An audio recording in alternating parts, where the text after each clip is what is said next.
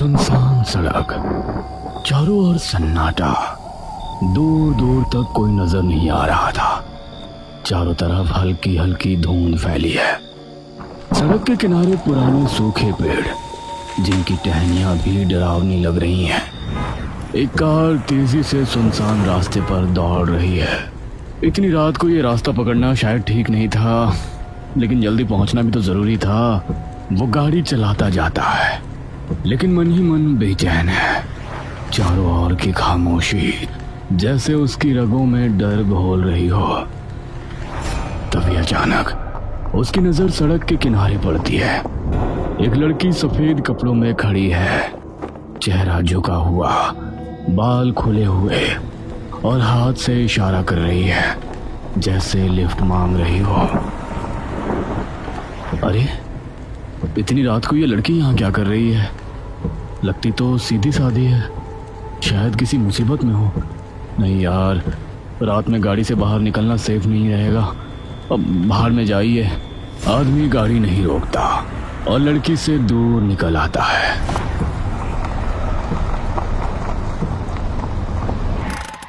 यार, वैसे उस लड़की को इतनी रात में यहाँ अकेला छोड़ना सही तो नहीं है। वैसे भी आजकल कितने हादसे हो रहे हैं, क्या करूं? चल, जो होगा देखा जाएगा। मदद करते हैं इस लड़की की।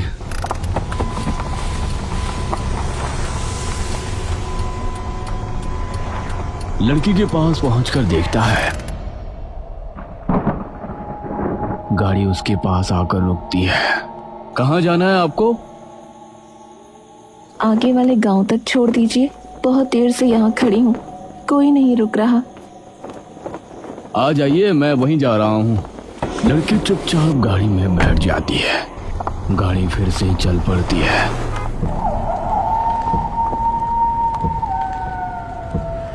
और कभी कभी दूर से उल्लू की आवाज हल्की सी बोली सुनाई देती है। कुछ देर बाद लड़की अचानक बोलती है, आप इस रास्ते से पहली बार जा रहे हैं क्या? हाँ, ये तो सुनसान इलाका है, आमतौर पर लोग इस तरफ नहीं जाते। यहाँ बहुत हादसे होते हैं, आप नहीं डरते? डर? डर तो बस हमें इंसानों से लगता है। भूत प्रेत तो सुनी सुनाई बातें हैं। शायद आप गलत सोचते हैं। आदमी थोड़ा असहज हो जाता है, लेकिन बात बदल देता है। वैसे आपको रात में अकेले डर नहीं लगा? आदत हो गई है, अब हर रात किसी का इंतजार करती हूँ। क्या? हर रात?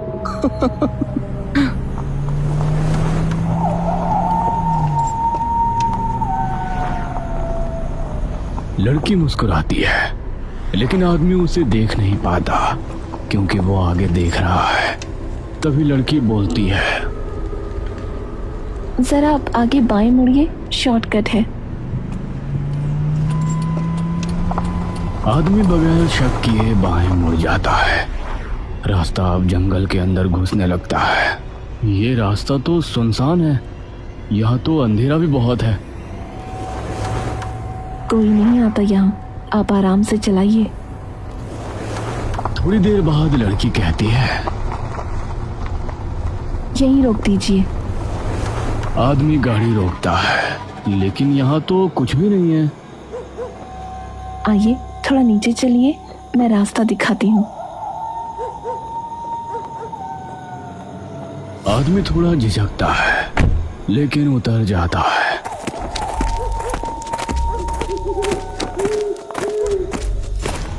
चारों ओर घूप अंधेरा है, सिर्फ चांदनी का हल्का सा उजाला। तभी अचानक किसी के हाथ में भारी लकड़ी होती है, जो सीधे आदमी के सिर पर जोरदार वार करती है।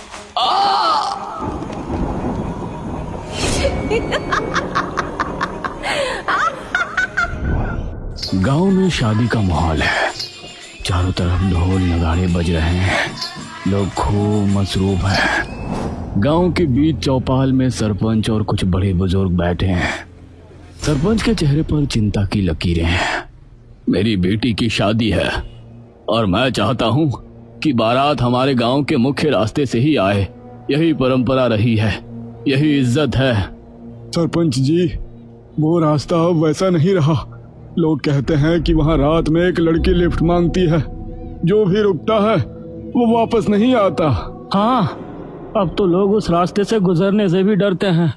पिछले हफ्ते भी एक ट्रक वाला लापता हो गया था। अरे ये सब बेबुनियाद बातें हैं। अगर तुमने डर कर रास्ता बदल लिया तो लोग कहेंगे सरपंच भी डरपोक है। ये हमारी इज्जत का सवाल है। ओए सरपंच जी, अगर इज्जत का सवाल है तो इसे कोई डरपोक आदमी नहीं, एक बहादुर आदमी ही संभाल सकता है।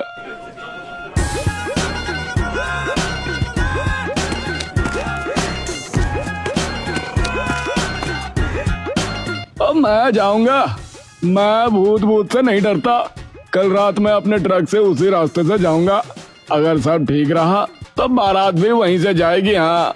अरे पर बलविंदर जी, लोग कहते हैं जिसने भी उस लड़की को लिफ्ट दी वो लौटा ही नहीं। अरे भाई, भूत भी डरते हैं मुझसे। मेरी मंझी हुई गाड़ी की आवाज से तो शैतान भी रास्ता छोड़ देते हैं जी। ठीक है बलविंदर, अगर तू हिम्मत दिखा सकता है तो कल रात तू जा। अगर सही सलामत लौट आया तो बारात उसी रास्ते से आएगी।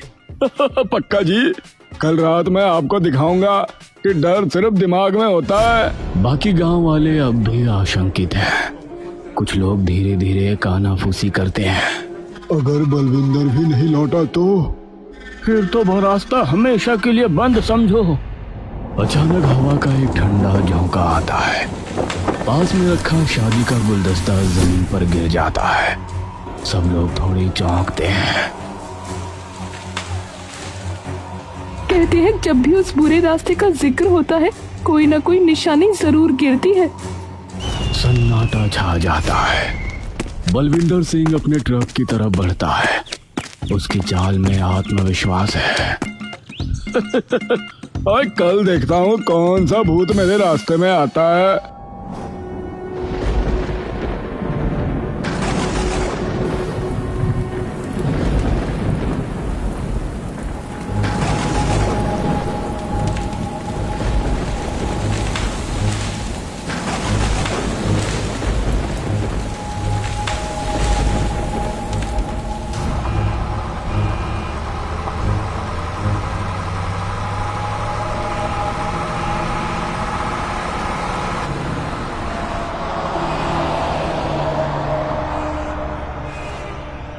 बलविंदर मस्त होकर पंजाबी गाना बजा रहा है। नी मैं ता डरदा ओ भूता तो हो।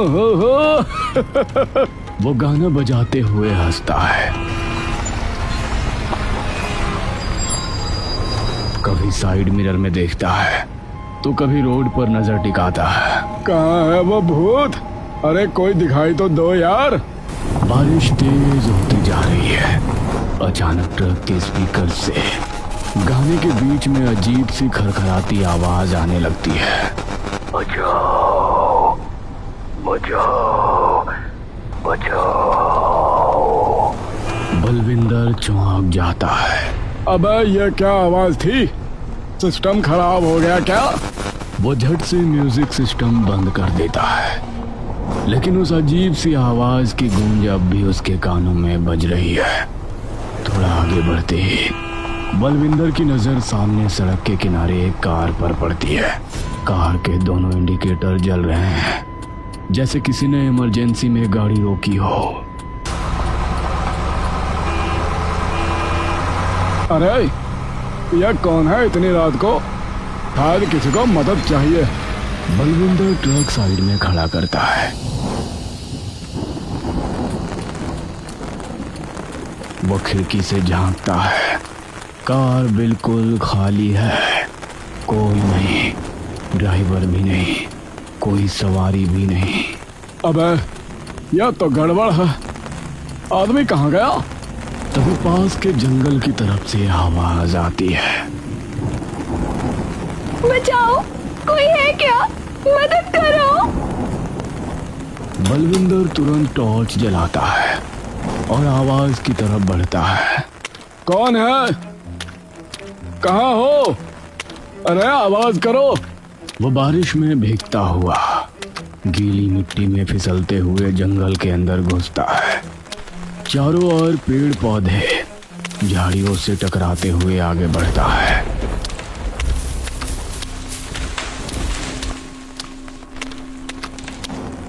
तभी वो देखता है एक लड़की सफेद कपड़ों में बाल खोले हुए गीली मिट्टी में बैठी है। उसका चेहरा झुका हुआ है। ओ बहन, तू ठीक तो है? यहाँ क्या कर रही है? लड़की धीरे धीरे सिर उठाती है। उसकी रूह कांप उठती है। लड़की की आंखें लाल, चेहरा भयानक, होठों से खून बह रहा है। तू मुझे क्यों नहीं उठाकर लाया? तूने मुझे लिफ्ट क्यों नहीं दी? बलविंदर घबराकर पीछे हटता है। ओए ओए ओए, ये क्या है? बाबा जी, बचा लो। वो तेजी से मुड़ता है और गिरते पड़ते भागता है जैसे जैसे जंगल से बाहर आता है। लेकिन अब उसकी हालत और खराब हो जाती है। उसका ट्रक गायब है। सिर्फ वही कार खड़ी है जिसके इंडिकेटर अभी भी जल रहे हैं। लेकिन अब कार की ड्राइविंग सीट पर कोई बैठा है। वो काले कपड़े, भयानक चेहरा, खाली आंखें, एक अजीब सी काली आकृति बलविंदर की तरफ देख रही है। अब ये कौन है?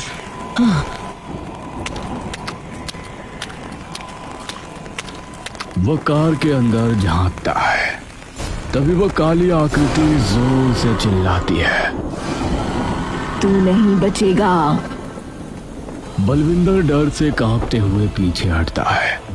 तभी काली आकृति गाड़ी स्टार्ट करती है और बलविंदर की तरफ दौड़ती है। बलविंदर भागता है लेकिन गाड़ी और तेज होती जाती है। ओए ओए, ये क्या है? रुक जा, मैं तो तुझे लिफ्ट देने आया था।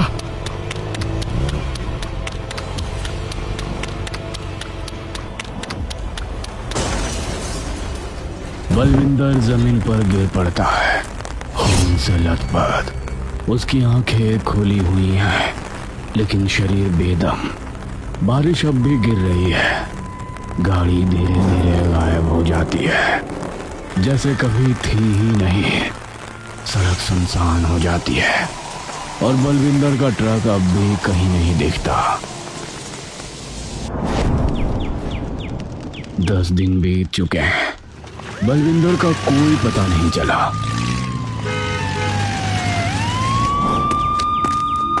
उसकी लाश भी किसी को नहीं मिली। गांव में हर तरफ डर का माहौल है। चौपाल में गांव वाले इकट्ठा हैं। सभी के चेहरे सहमे हुए हैं। सरपंच जी, अब तो हम शादी में भी नहीं जाएंगे। वो रास्ता मनहूस है। बलविंदर भी नहीं लौटा। अब और किसकी बारी है? लड़की की शादी किसी और गांव में करवा दीजिए। यहाँ कोई बारात नहीं आएगी। हमने सुना है अब वहाँ 2 भूत घूमते हैं, एक लड़की और दूसरा वो काली परछाई जो गाड़ियों का पीछा करती है। चारों ओर सन्नाटा छा जाता है। सब लोग सर झुका लेते हैं। तभी सरपंच खड़ा हो जाता है। उसकी आंखों में गुस्सा और हिम्मत दोनों झलकते हैं। डर डर कर कब तक जिएंगे? ये शादी हो या ना हो, लेकिन इस भूत का अंत मैं जरूर करूंगा। वो तुरंत अपनी जेब से पुराना टेलीफोन निकालता है और किसी का नंबर डायल करता है। हाँ, समय आ गया है। मुझे तुम्हारी जरूरत है।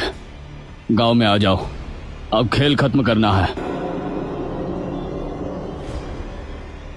फोन रखते ही सरपंच की आंखों में दृढ़ निश्चय चमकता है। गांव वाले एक दूसरे की ओर डर और आश्चर्य से देखते हैं।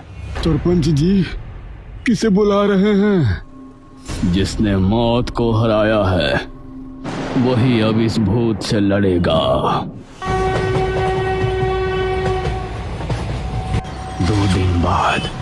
गांव में एक अजनबी बाइक से पहुंचता है।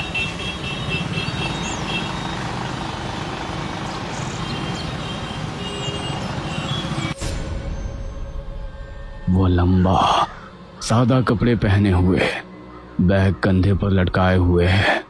उसका नाम विशाल है, एक पैरानॉर्मल रिसर्चर। सरपंच विशाल से मिलते हैं। दोनों चौपाल में बैठते हैं। विशाल जी, हमारे गांव में एक बला है। लोग कहते हैं सुनसान सड़क पर एक लड़की भटकती है, लिफ्ट मांगती है और जो रुकता है वो मर जाता है। बलविंदर भी लापता हो गया। अब गांव वाले शादी में जाने से भी डर रहे हैं। सरपंच जी, मैं अंधविश्वास नहीं मानता। मैं इस बात को तर्क और सबूतों से देखूंगा। आज रात मैं खुद उस सड़क पर जाऊंगा। सरपंच थोड़ा राहत की सांस लेता है।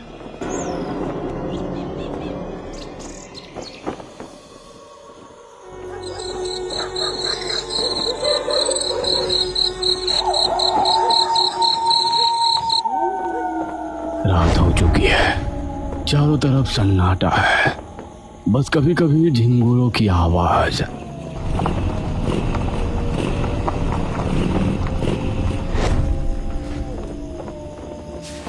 विशाल अपने बैग से voice recorder, EMF detector, infrared camera निकालता है और सड़क के किनारे अपने उपकरण सेट कर लेता है। अगर कोई आत्मा है तो मुझे जरूर कुछ ना कुछ संकेत मिलेगा। वो पूरे इलाके में आवाजें रिकॉर्ड करता है, कैमरे से हर दिशा में नजरें दौड़ाता है। कुछ घंटे बीत जाते हैं लेकिन कुछ नहीं होता, ना कोई आवाज, ना कोई परछाई।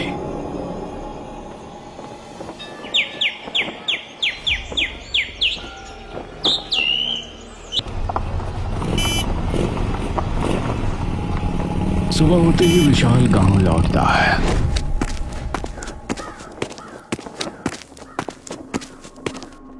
सरपंच जी, मैंने पूरी रात उस सड़क पर बिताई। मुझे कोई भूत प्रेत नहीं मिला। ये सब लोगों का वहम है। आप निश्चिंत रहिए, शादी उसी रास्ते से कराइए। सरपंच विशाल की बात से थोड़ा संतुष्ट नजर आता है। गांव में 3 दिन बीत चुके हैं। विशाल अब गांव में ही एक छोटे से कमरे में ठहरा हुआ है। रात का समय, कमरे में हल्की सी हवा चल रही है, पंखा धीमे धीमे घूम रहा है। विशाल गहरी नींद में है। तभी टेबल पर रखा उसका वॉइस रिकॉर्डर अचानक अपने आप चालू हो जाता है।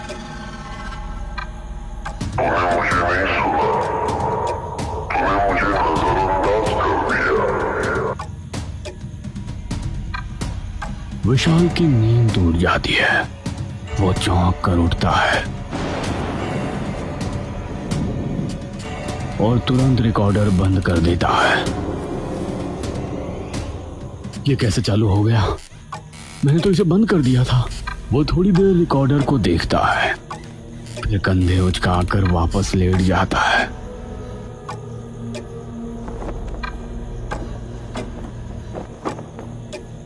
कमरे में एकदम सन्नाटा है, पंखा घूमता जा रहा है।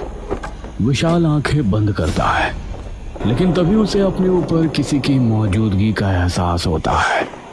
वो धीरे धीरे आंखें खोलता है और देखता है पंखे के ऊपर से एक आदमी का भयानक भूत उल्टा लटका हुआ है। आंखें लाल, मुंह से खून टपक रहा है। अचानक भूत जोर से चिल्लाता है, तुझे दिख रहा हूं ना?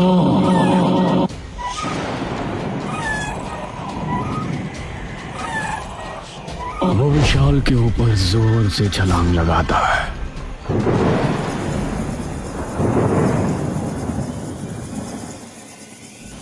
कुछ साल पहले का समय, रात का अंधेरा, वही सुनसान सड़क। 3 लोग, दिव्या, रोहन और बाला, हंसते हुए सड़क किनारे खड़े हैं। आज तक कितने लोगों को लूटा है दिव्या? गिनती भूल गई हूँ, लेकिन एक भी पकड़ में नहीं आया।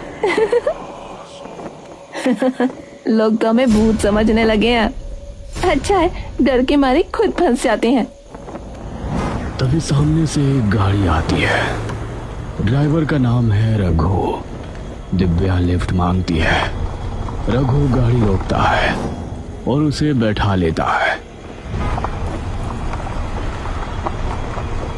जैसे तय था, दिव्या बातों में उलझाकर रघु को जंगल की तरफ ले जाती है।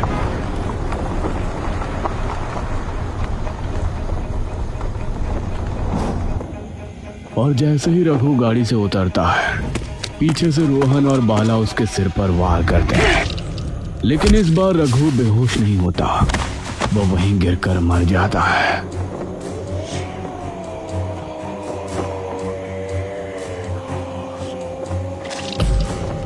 अबे अबे ये तो मर गया। हम तो बस बेहोश करते थे, ये तो सीधा मर गया। जल्दी से इसे यहीं गाड़ देते हैं, किसी को पता नहीं चलेगा।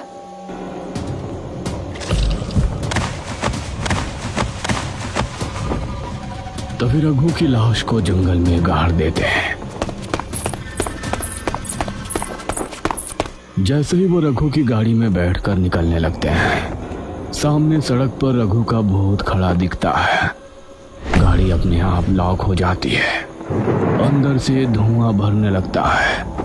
तीनों बुरी तरह घबराते हैं। दरवाजा खोलो, खोलो! ये क्या हो रहा है? कोई बचाओ! धीरे धीरे तीनों दम घुटने से मर जाते हैं।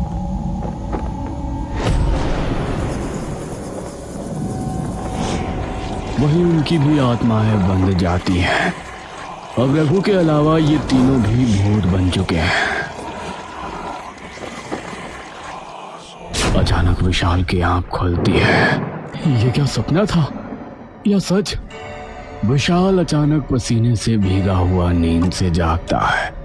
उसकी सांसें तेज चल रही है। ये सपना नहीं था, ये सच्चाई थी। रघु, दिव्या सब सच में मारे गए हैं और अब वही भूत बारात के पीछे हैं। वो घड़ी देखता है। आज ही सरपंच की बेटी की शादी है। मुझे ये शादी रोकनी ही होगी, वरना सब मर जाएंगे। रात हो चुकी है। गांव के लोग नाचते गाते ढोल नगाड़े बजाते हुए उसी सुनसान सड़क से बारात लेकर जा रहे हैं। चारों तरफ अजीब सी ठंडी हवा चलने लगती है। पेड़ जोर से हिलने लगते हैं, जैसे कोई अनजाना खतरा पास आ रहा हो।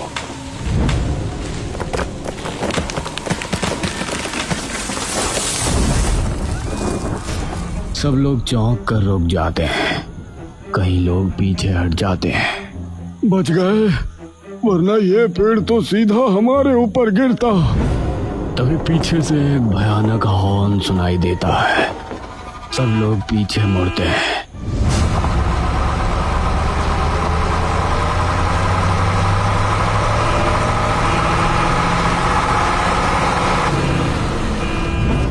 ये कौन है? ट्रक में रघु का भूत साफ दिखाई देता है। उसकी आंखें लाल, चेहरा खौफनाक। ट्रक तेज हॉर्न मारता हुआ बारातियों के बीच से गुजरता है।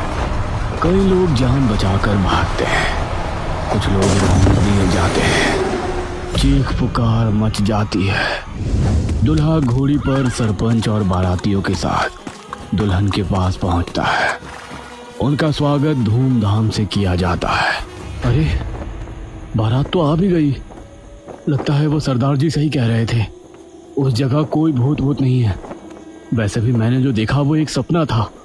पूरी शादी अच्छे से हो जाती है और दुल्हा दुल्हन सुहाग रात के लिए अपने कमरे में चले जाते हैं। आप कुछ खा लीजिए, थक गए होंगे ना। दुल्हा दूसरी तरफ मुंह करके रो रहा है और रोते रोते वो डरावने तरीके से हंसने लगता है। जैसे ही दुल्हन दूल्हे के कंधे पर हाथ रखती है। क्या हो गया आपको?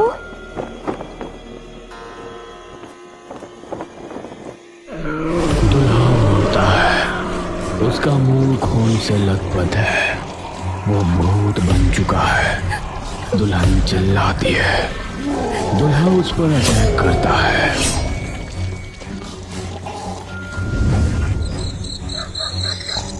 थोड़ी देर बाद विशाल अपने कमरे में सो रहा है। तभी उसके दरवाजे पर दस्तक होती है। कौन है इतनी रात में? दस्तक बढ़ने लगती है। दस्तक अब तेज हो जाती है। कौन है? कौन है दरवाजे पर? लगता है कुछ गड़बड़ है। हम देखते हैं पूरी बारात भूत बन चुकी है और सरपंच का भूत विशाल के दरवाजे को तोड़ रहा है। उसके पीछे बाकी सारे बाराती हैं। विशाल डरते हुए अपने दरवाजे को देख रहा है जो बस टूटने वाला है।